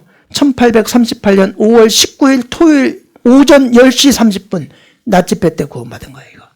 예? 낮에. 저녁 시간이 아니잖아요. 자, 시간 분까지 기억하는 거 봐봐요. 자, 그런데요. 시간이 지나면서 날짜를 기억할 수 없어요. 그럴 경우도 있어요. 그죠? 제가요, 80 좀 넘으신 83세인가 잡수신 어르신 약간 치매가 있는데요. 그분 이렇게 신방을 갔어요. 요양병원에. 그랬더니 제가 가니까 막 반가워해요. 알지도 못하면서 반가워하셔요. 그래가지고 어르신 올해 나이가 어떻게 되세요? 그러니까 22 그러시더라고. 80이 넘으셨는데 자기 22이래. 예? 그 어르신이 22이라고 한다고 22이에요? 아니잖아요. 자기 나이도 잊어먹고 자기 생일도 잊어먹을 수 있어요. 근데 분명한 건 뭐예요? 그분이 태어난 날 그날 있어요, 없어요? 태어난 날 있으니까 그동안 살아오신 거잖아요. 우리가 거듭난 날을요, 그 날짜를 기억해야 된다고 말씀드리는 게 아닙니다. 확실하게 내 죄를 예수님이 십자가에서 갚아주신 그곳을 아는 그날이 있는 것이 중요한 거예요. 그래서요, 잊어먹을 것 같으면요, 이렇게 성경책에다가 그 구원받은 날을 기록을 해놓으면 나중에 가가지고 이제 나이 먹으면 이제 막 생일도 헷갈리는데 막 구원받은 생일도 헷갈리고 막 그래요. 그때 그거 보면 아 맞아 요때 요 집회 때 내가 구원받았지. 예? 확실하게 알잖아요. 그리고 그 날짜가 좀 잊어먹어서 그 날짜가 좀 다르게 이야기한다고 해도 하나님이 야 너 구원받은 날 왜 확실하게 얘기 안 했어? 이렇게 안 합니다. 상관없어요. 날짜는 잊어먹어도 돼요. 근데 시점이 있어야 된다는 얘기예요. 하나님의 자녀로 거듭난 그 시점이 없으면 구원받다고 할 수가 없어요. 근데 너무나 선명하기 때문에 그날을 시간 분까지 기억하잖아요. 그날을 어떻게 하냐고요? 구원받아 본 적이 없으니까 모르죠. 구원받은 사람들은요, 그날을 확실하게 압니다.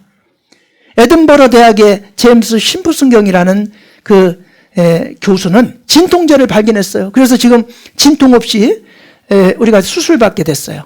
근데 한 학생이 이 노 교수에게 질문했어요. 선생님의 생애 가운데 가장 뜻깊고 소중한 발견 한 가지를 들라고 하면 무엇을 들겠습니까? 그러니까요, 이 교수가 당연히 진통제 발견한 것이다 그럴 줄 알았어요. 근데 나의 생애에 있어서 가장 소중한 발견은 나는 죄인이라는 사실과 예수님이 나의 구주라는 사실을 발견한 것이다. 예수님을 알고 내가 구원받은 것, 그것이 가장 소중한 발견이다. 저도요, 내 인생에서 가장 소중한 발견을 내가 구원받은 그날, 1987년 3월 26일 날, 그날은 내 인생을 완전히 바꿔놓는 전환점이 됐어요. 가장 소중한 날로 기억하고 있습니다. 예? 몇 시? 제가 저녁 8시 좀 넘어서인데 부는 잘 모르겠어요. 예. 김강량 목사님, 돌아가신 김강량 목사님 아파트, 주공 아파트 거기 가서 상담하는 중에 구원을 받았습니다. 8시 한 2, 30분 됐을 건데 부는 잘 모르겠습니다. 너무나 선명해요. 구원받고 나니까요, 그 목사님하고 사모님하고 전도한 김용조 형제라고 눈물을 흘리면서요 찬양을 해주는 거예요. 기쁜 날, 기쁜 날. 주 예수 내 죄를 사해준 나를 기념하는 찬송이 있는데요. 그걸 같이 부르면서 같이 울었어요. 얼마나 기쁜지 막 하늘을 나는 것 같은 기쁨이 있고, 정말 나는 이제 죄사함 받고 천국 갈 수 있게 됐다. 확실하게 깨달아졌거든요. 그것만큼 소중한 발견이 어디 있어요? 그 구원받은 날이 분명히 있어야 됩니다. 여러분은 이번에 이제 구원받으신 분들은 어제나 오늘이나 이 예수님이 십자가에 피 흘려서 내 죄값을 갚아주신 그날, 과거, 현재, 미래의 죄를 다 갚아주셨다는 것만 그냥 알았으니까 그걸 의심 없이 믿으시면 돼요. 그게 구원이에요. 그거 이상 더 이상 뭐 고차원적인 것도 필요 없어요. 그거 하나 딱 믿으면은 그게 예수 믿는 거고 거듭난 거고 구원받는 겁니다. 아시겠죠? 예. 혹시 아직도 이해가 조금 덜 가시는 분들이 있다면요, 또 목사님하고 상담도 하시고 그렇게 하셔서 해결하면요 확실하게 구원을 받을 수가 있습니다. 인생은 이제 구원받은 이후부터 시작이 되는 거예요. 실제 인생은. 자, 그리고요, 지금 이제 우리 교회를 이렇게 잘 모르시는 분들이 계세요. 이제 그래서 어떤 분들은 우리 교회에 대해서 잘못된 정보를 갖고 있는 분도 계시고, 우리 교회는요, 정말 기독교가 공인하는 정통 중에 정통교회입니다. 예. 자, 우리가 생명의 말씀 선교회 라이프워드 미션이라는 선교 단체를 만들어서 전 세계에 지금 복음을 전하고 있습니다. 그리고 공식적인 이름은 대한예수교 침례회라고, 우리가 대한민국의 성이 대한이고 예수 믿으니까 예수교고, 침례하는 형식으로 우리가 침례를 받으니까 침례회입니다. 뭐 그 특별한 뜻 없습니다. 예. 그리고 이제 지역에 따라서 여기가 이제 보은에 있으니까 보은교회, 우리 청주에 있으니까 청주교회, 이렇게 말합니다. 근데 2023년 작년 12월 19일자, 오늘 제가 아침에 우리 홈페이지 들어가서 확인한 겁니다. 전 세계 우리가 82개국에 복음을 전하고 있고 1283개 교회가 우리 교회와 연결되어 있습니다. 국내 229개, 6개였는데 2개 교회가 늘었어요. 그리고 해외 1054개 교회 해서 1283개 교회가 우리와 함께하는 교회입니다. 우리 교단이, 저는 우리 대한민국에서 가장 큰 교단이라고 자부합니다. 저는요, 여기 지금 보은교회, 보은교회인데, 저는 보은 지역에서 우리보다 많은 사람들이 모이는 교회가 있을 거예요. 근데 저는요, 보은에서 가장 큰 교회가 우리 교회라고 자부합니다. 자, 교회가 뭡니까? 고린도전서 1장 2절에 보면요, 고린도에 있는 하나님의 교회, 곧 그리스도 예수 안에서 거룩하여지고 성도라 부르심을 입은 자들.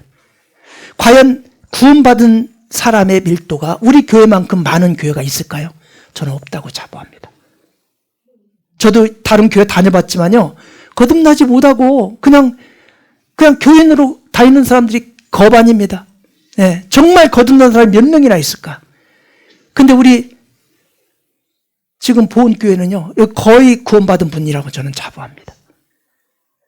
보은에서 가장 큰 교회가 우리 교회라고 저는 생각을 하거든요. 그리고 82개국에 우리가 복음을 전하고 있는데요, 해외 선교를 위해서 우리 국내 교회에서 1년에 쓰는 돈이에요, 총에서만 약 170억 가까이를 씁니다. 한 5억씩 매달 해외 선교를 위해 써요. 그런데 이제 간접적으로 후원하는 교회에서 총회를 통하지 않고 후원하는 돈까지 하면 200억 가까이를 해외 선교하는 데 써요. 국내 교단 중에 우리처럼 해외 선교하는 일에 이렇게 많은 돈을 쓰는 교단이 있을까요? 저는 없다고 생각합니다. 우리 교회가 지금 마지막 때 세계 선교를 가장 활발하게 선교사를 파송하고 직접 지원을 해서 복음을 전하는 교단입니다. 만천하에 다니면 만민에게 복음을 전파하라 그랬는데 그 말씀에 순종하는 교회, 가장 정통 교회가 이 복음을 전하는 일을 가장 중요하게 생각하는 거거든요. 오늘 아침에 홈페이지 들어가 보니까요, 82개국 1052개 해외교회, 국내 229개 교회입니다. 2023년 12월 19일 업데이트된 내용이더라고요. 남미에, 북아메리카에, 아시아에, 이런 온 나라에, 아프리카 보세요. 아프리카 이렇게 많은 나라에 복음을 전하는 나라가 교단이 어디 있습니까? 오세아니아, 유럽에 복음을 전하고 있어요. 대한예수교 침례회는 현대 기독교가 공인하는 가장 복음적이고 성경적인 웹선교부와 초교파적인 선교사들에 의해 세워진 모임입니다. 최근에 웹선교부 영국 본부가 이런 사실을 확인해 준 바 있습니다. 이분이 시티스터드예요. 기독교 신자라면 시티스터드를 모르는 사람이 없습니다. 캠브리지 출신 7인방 중에 하나인 아주 성실한, 신실한 성도죠. D.L. 무디가 세계에서 가장 많은 사람에게 복음을 전했다고 합니다. 정통 중에 정통이죠. D.L. 무디가 영국에 와서 집회를 할 때 이 아버지, 시티스터드의 아버지가 부자예요. 아주 유명한 가문입니다. 전도 집회 지난주 우리 했던 것처럼 전도 집회 말씀을 듣고 구원을 받았어요. 너무 좋은 거예요. 그래서 아들을 다시 데리고 가가지고 디엘 모디 집회에 말씀을 듣게 해서 구원을 받았어요. 너무 좋은 거예요. 이 귀한 복음을 중국이나 아프리카 지역에 알지 못하는 사람들에게 복음을 전해야 되겠다. 그래가지고 아버지 돌아가지고 그 큰 재산을 물려받았는데 그 재산을 다 털어가지고요. 웹선교부라는 선교단체를 만듭니다. 그래가지고 전 세계 복음을 전하는데 C.T. 스터드가 웹선교부 초대 회장, 두 번째 회장이 놀만 글랍이라는 사람인데 이 사람이 C.T. 스터드의 사위인데 2대 회장이 됐어요. 이 2대 회장이 한국에 보낸 25살 정도 됐을 때 보낸 웹선교부 소속 선교사, 최초의 선교사가 바로 키스글라스라는 길기수라는 이름까지 갖고 있는 이 선교사님이에요. 네덜란드 출신.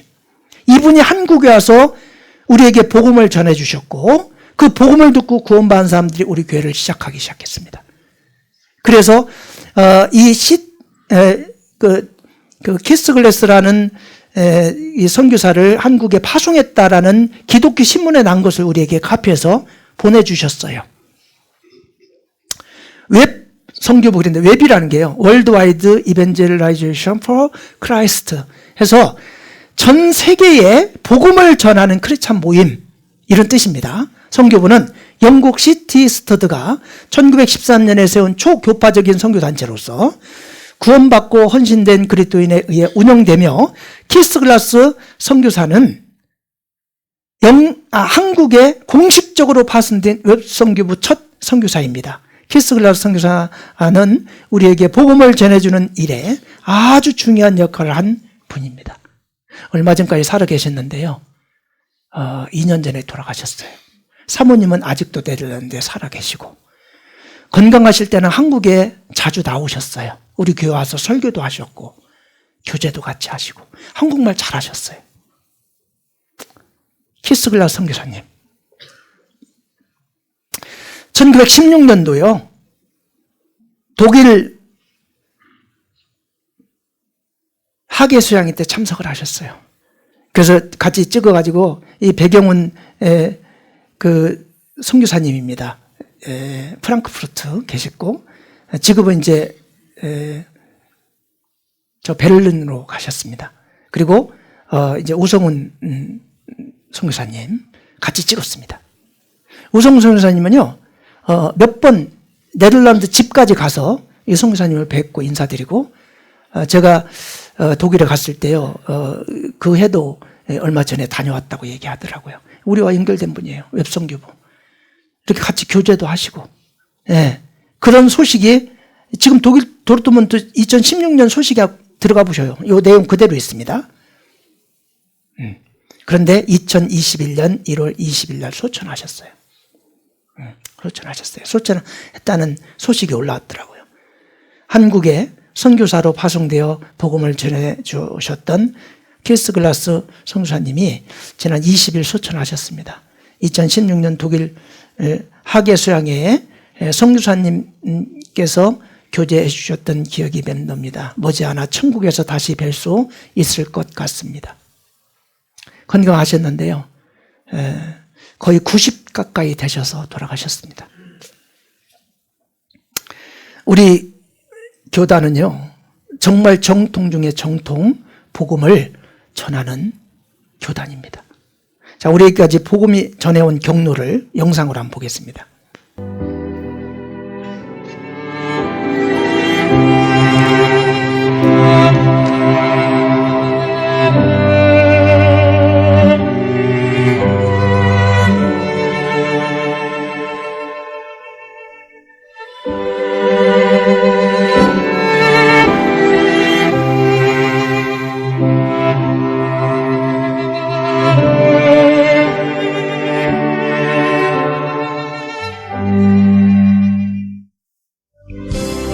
돌에 맞아 순교와 스테반, 에티오피아에서 살해된 마테, 죽기까지 끌려다닌 바가, 십자가에 거꾸로 못 박힌 베드로, 목베임 당한 야고보,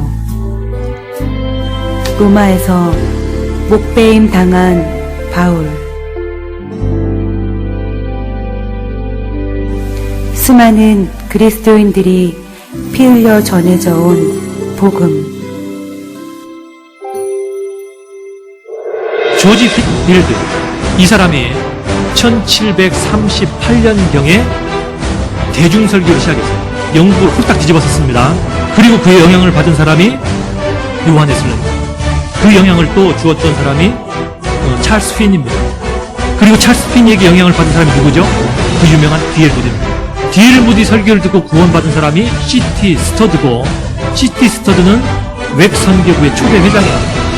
웩선교부의 2대 회장이 놀만 그랍이고, 놀만 그랍이 한국에 보내신 선교사가 그 사람입니다. 그러나 예수님께서 내 마음속에 들어오셔가지고 내 속사람 완전히 변했기 때문에 즉시 마음속에 무슨 생각 들어왔느냐 하면 내가 이 놀라운 것 전할 수밖에 없습니다.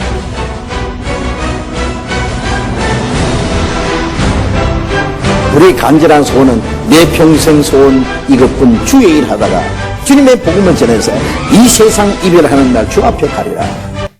예. 우리는 선교사님을 통해서 이 복음을 정확히 들었고, 이 복음을 우리 한국뿐만 아니라 전 세계 82개 복음을 전하는 일을 하고 있습니다. 우리 교회처럼 정통 복음을 전하는 교단 만나기가 어렵습니다. 예. 지금 우리 교회를 통해서 하나님께서 아주 강하게 역사하신다고 생각합니다. 우리 교회 이제 홍보 영상인데 이거 한번 보시고 가겠습니다.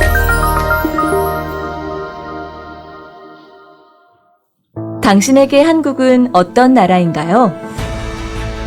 앞선 기술력을 가진 경제대국, K-팝부터 K-드라마까지 세계의 문화를 주도하는 컨텐츠 강국? 모두 맞지만 한국은 하나님의 축복 속에서 이게 우리 수양관입니다. 요 위에 비전센터도 우리 수양관 일부고 이쪽도 있고요. 웬만한 단과대학 캠퍼스보다도 큰 수양관을 요 가까운 공주에 갖고 있습니다. 가장 활발하게 복음을 전하고 있는 나라입니다. 그리고 그 중심엔 생명의 말씀 선교회가 있습니다.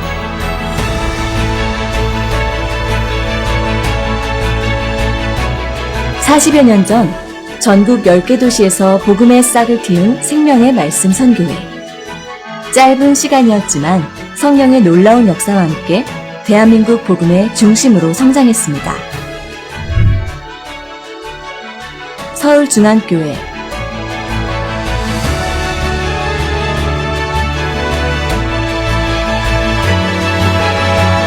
인천교회,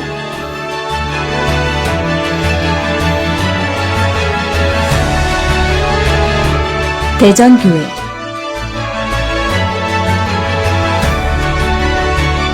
광주교회 등 대한민국 곳곳에 복음을 전하고 있습니다.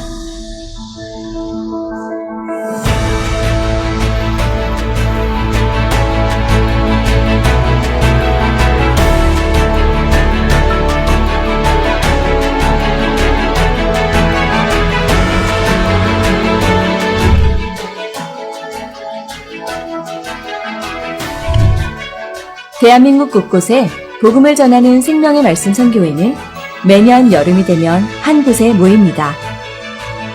이곳 갈릴리 수양관에서 하계 수양회를 열고 복음을 위해 마음을 모읍니다.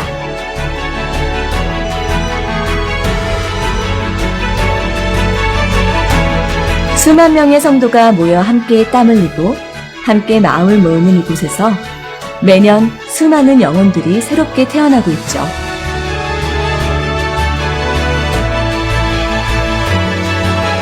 한 번에 수천 명이 구원받았던 초대교회의 역사가 지금 이곳에서도 일어나고 있는 것입니다.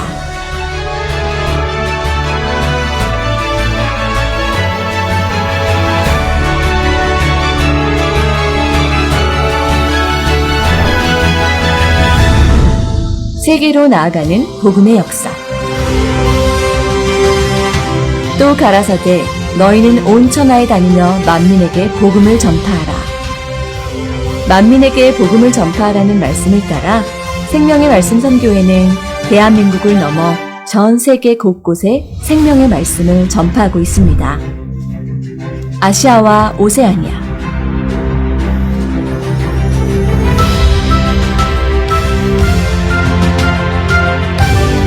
유럽,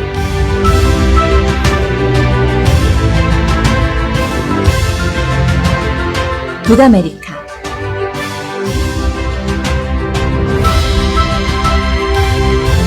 남아메리카,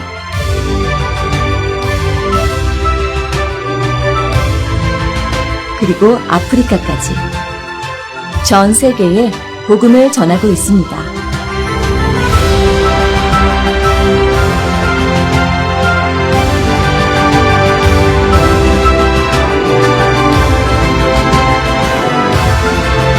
그리고 대한민국의 학예 수양회를 통해 시작된 놀라운 성령의 역사 역시 세계 곳곳에서 이어지고 있습니다. 몽골, 필리핀, 미국, 멕시코, 에콰도르, 아프리카 등 세계 곳곳에서도 학예 수양회를 통한 복음의 역사는 뜨겁게 이어지고 있습니다. 복음의 씨앗이 뿌려졌을 때부터 세계 곳곳에 복음이 전해질 때까지 주님은 우리와 함께 하셨습니다. 생명의 말씀 선교회를 통한 생명의 역사는 지금도 계속되고 있습니다. 생명의 말씀 선교회와 함께라면 당신의 영혼도 새롭게 태어날 수 있습니다. 당신의 영혼을 위한 생명의 말씀 선교회. 2022년도에 제작한 것이라 교회 수하고 나라 수가 좀 달랐죠. 계속 늘어나고 있기 때문에요. 아마 돌아서면 또 늘어나고 그러고 있습니다. 우리 교단처럼 정말 가족들을 전도하기에 가장 최적화되어 있는 교회, 그리고 전 세계 복음을 전하는 일에 그렇게 힘쓰는 교단 없습니다. 여러분 믿고요, 한번 우리 교회를 한번 나와보셔요. 그럼 우리 가족들 전도하는데도요, 어떤 교회 모시고 와서 일주일 동안 말씀 듣고 구원받게 할 수 있는 교회가 어디 있습니까? 우리 교회는 그게 가능한 교회입니다. 그래서 이번에 구원받으신 분들, 이제 우리 교회를 좀 다녀보시면 정말 내가 우리 교회를 알고 구원받은 것이 얼마나 감사한지 나중에 분명히 알게 될 겁니다. 예. 교제 가운데 잘 붙어서 신앙생활 잘 하셨으면 좋겠습니다. 기도하겠습니다. 은혜로우신 우리 아버지 하나님 감사합니다. 이번 한 주간 동안 이 복음의 말씀을 듣고 구원받으신 분들, 이제 몸된 교회 가운데 무럭무럭 자라서 하나님의 귀한 지체로서, 성도로서 역할을 할 수 있도록 인도해 주시기를 원합니다. 몸된 교회를 떠나지 않고 교대 가운데 안착될 수 있도록 주님께서 역사하여 주옵소서. 또한 아직 구원받지 못한 주변에 이뤄진 영혼들에게 힘껏 복음을 전하는 복된 삶을 살아갈 수 있도록 주님 인도하여 주옵소서. 이번 집회를 위해서 함께 수고한 보은교회 형제 자매님들, 그 가정 위에 하나님께서 늘 은혜와 사랑으로 충만히 채워주시고 앞으로의 삶 가운데 하나님의 빛을 드러내는 그런 삶을 살아갈 수 있도록 인도하여 주옵소서. 예수님 이름으로 감사하며 기도하였습니다. 아멘.